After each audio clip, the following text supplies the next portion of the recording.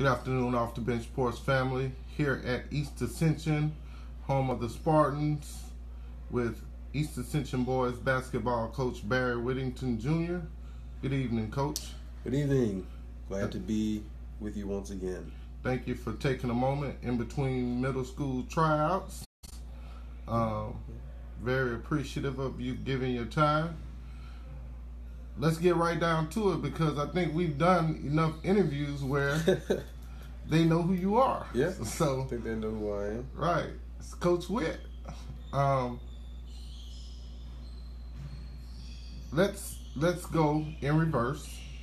You guys had a good season last season, but ended the season earlier than anticipated or wanted to. What was your feelings about the way the season ended?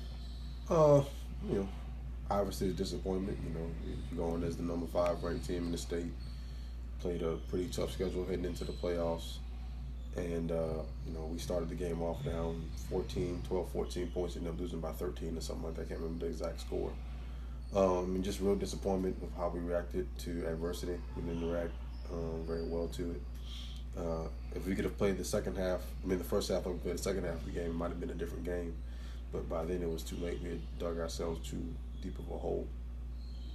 And with losing 3 seniors that have a ton of experience, and now we don't have very much experience coming back in terms of senior experience. We got a lot of sophomores this past season that will be juniors this year that have a lot of experience coming back. So we're just trying to build upon that and starting to forge our identity for who we're going to be in the next couple of years. You mentioned you lost 3 seniors. It's actually a 4th one that got football scholarship to LSU, Big Cam Wire. Then he had a little minor injury. Wasn't able to be with you during the basketball season.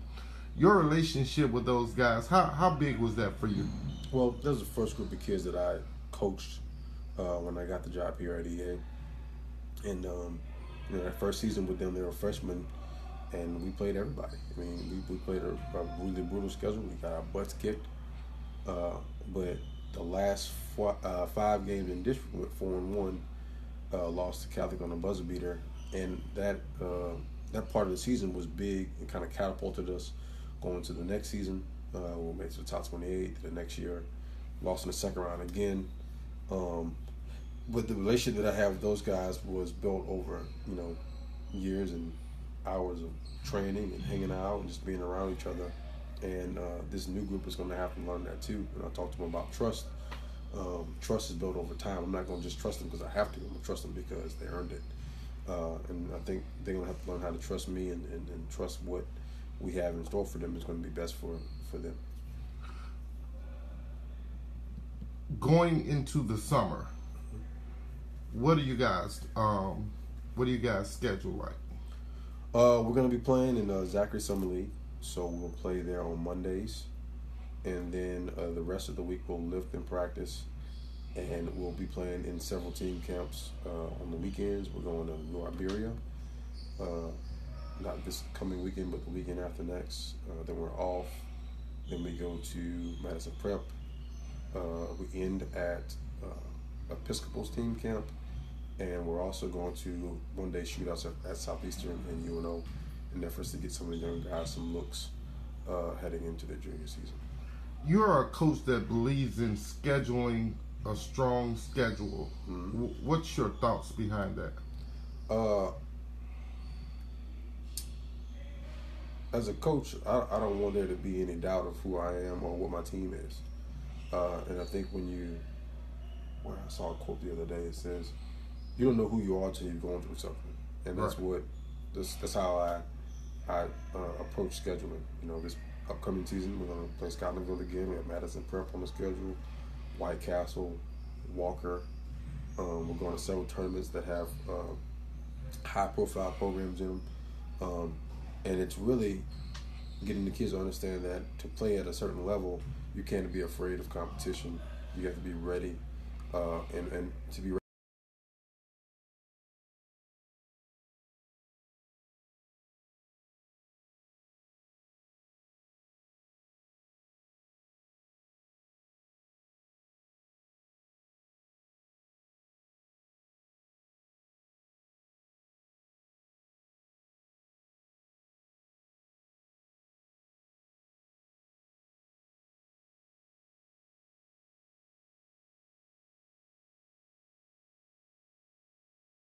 back this year. These people know about him now after the year that he had. A point guard. He's played some games as a freshman. And is now as a junior. He's going to be ready to take over. Those two guys for sure. They're the most experienced returners that we have. So we're going to be expecting them to lead offensively and defensively. And we're looking forward for Cam Dunbar to make some strides, Cam Carter to make some strides. And we have I can add Javen Carter in that group too. He played some varsity.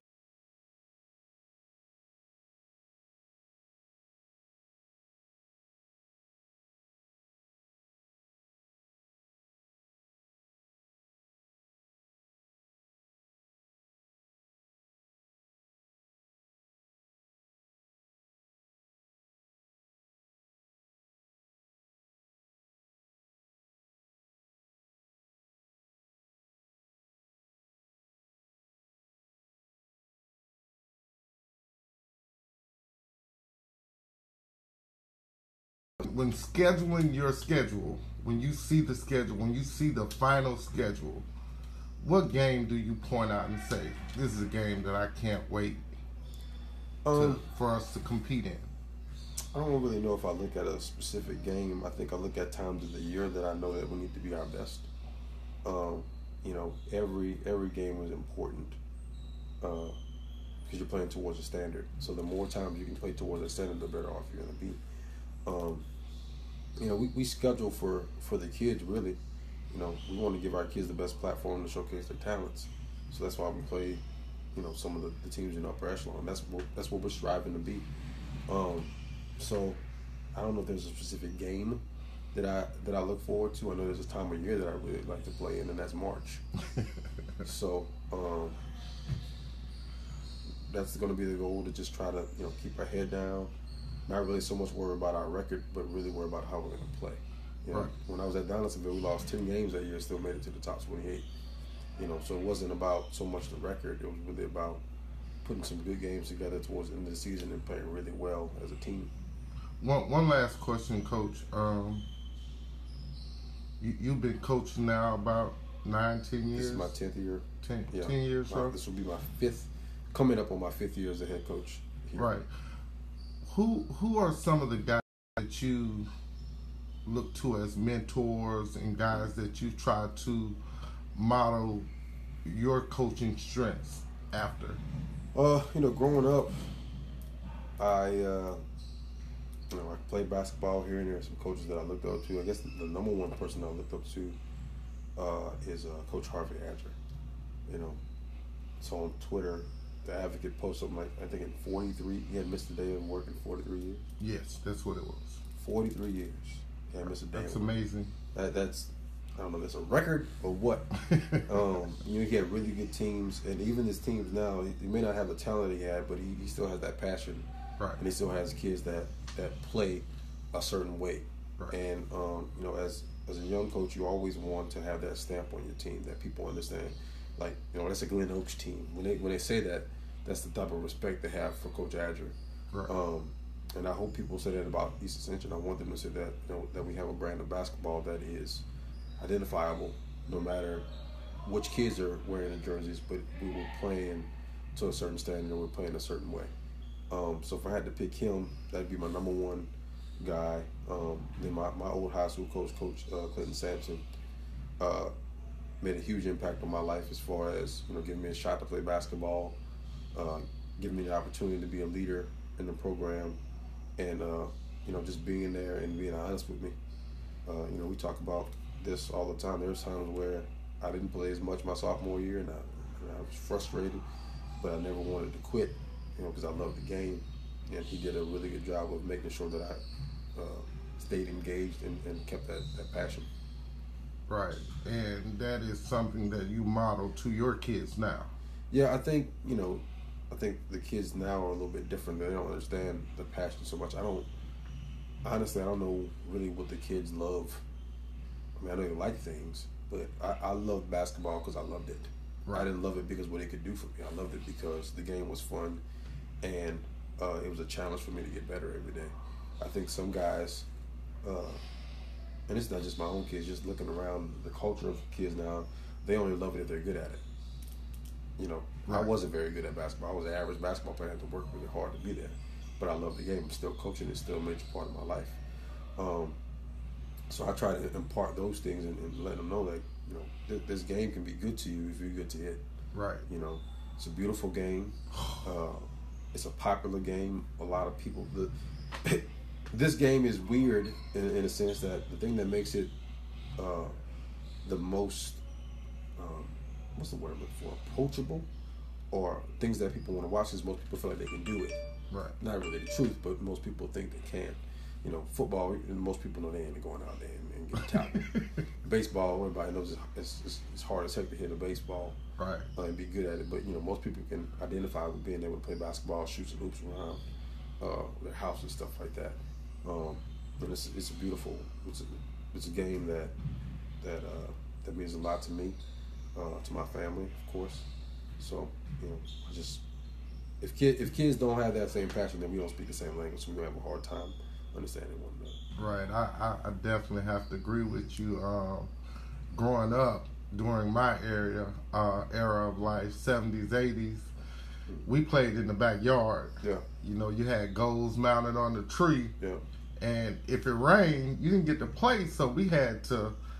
Like, my mom was at work, so you had to walk to the recreation center to play, which was like 45 minutes to an hour. Right. So, yeah, you gotta have a passion and a love for it. I remember playing. You know, we moved to Convent for a little bit while we were building the house when I was in 7th and 8th grade, and even then I would hang out in Convent all the time. That's where my dad's from.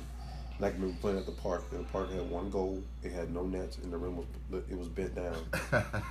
And, you know, we played 21, played hustle, and things like that. And I was always the smallest kid, so I had to learn how to pass the ball and give it up. And then sometimes we'd play, you know, one of my friends down there had like this dirt court, and they had a basketball goal that was a little bit lower so we could dunk on it and stuff like that. But, I mean, it didn't matter if it was hot outside. We go get us a freezy, a frozen cup, a Dixie cup, depending on what part of the state you're in. You know, take a little time off and then get right back to it. So, you know, it's just, I mean, I don't know my life. I can't remember life without basketball. You know, even when I was in college and I wasn't playing, I was still playing at the rec, you know, doing intramurals and stuff like that. So it means a lot. I told you that was the last question. I think because of what we just discussed, I may have conjured up one more question, and that is, what makes basketball so adorable to you? I read a quote that you have on your Twitter. Mm-hmm. It says, "Be phenomenal or be forgotten." Or be forgotten. Right. That's from Eric, the hip hop doc. Eric, the hip hop preacher. I'm sorry. Eric Thomas was reading or watching a video, and he said, "Be phenomenal or be forgotten." And, you know, you can make a mark wherever you're gonna make a mark wherever you go. And it's up to you how you make it. It's gonna be a bad thing or it's gonna be a mark of honor. In this game, I guess what makes it so beautiful is it's poetry in motion when it looks good. Like, you can feel good basketball. Yeah. You know, when you get a drive and the kick and then the extra pass, you know the next shot's going in. Right. You know, it's almost like baseball. Like, if you've been around baseball long enough, if you had a baseball park and you at the concession stand and you hear a ball hit, the home runs, you know. Right. It sounds different. Right. You know it's going. And it's just like that with basketball. I mean, there's, you know, you get that drive and kick out. You know, I'm watching Steph Curry last night have a horrible game in the first half, and then the third quarter, he just goes crazy. 18. And that instant, and with basketball, you get that instant feedback from the crowd. Right. And it happens over and over again. Whereas football, it might not. It takes a little bit longer because there's not as many plays, there's not as many changes in possession. But in basketball, it's such a back and forth game. The emotions of it all just seem so natural. So even if you're not a basketball fan, there's drama built into basketball because it goes back and forth, especially if it's a close game. You don't have to know much about it. If it's a 1-point game with 45 seconds left in the game, you can see the intensity level. You can see how much people want it. And for me as a coach, I see who gets their guys to execute in crunch time. how do they address their team in crunch time? Were they clear with their thinking? Because I used to be like frantic. I can remember coaching like, oh shit, what's going on? And now, you know, you call a timeout. You got a plan in your head. You've already gone through the game, through your mind. If this situation happens, I know exactly how I'm going to do it because they're going to guard me a certain way. Right. So, that's what I love about the game. It's just you can do so many things. You can play so many different styles. So many different types of people can play the game if you coach it the right way that fits those players. Right. So, Coach, thank you. We were a lot longer than anticipated. Sorry about that. Let you get back to your tryouts. Yeah. Thank you. Remember, get off the bench, get into the game.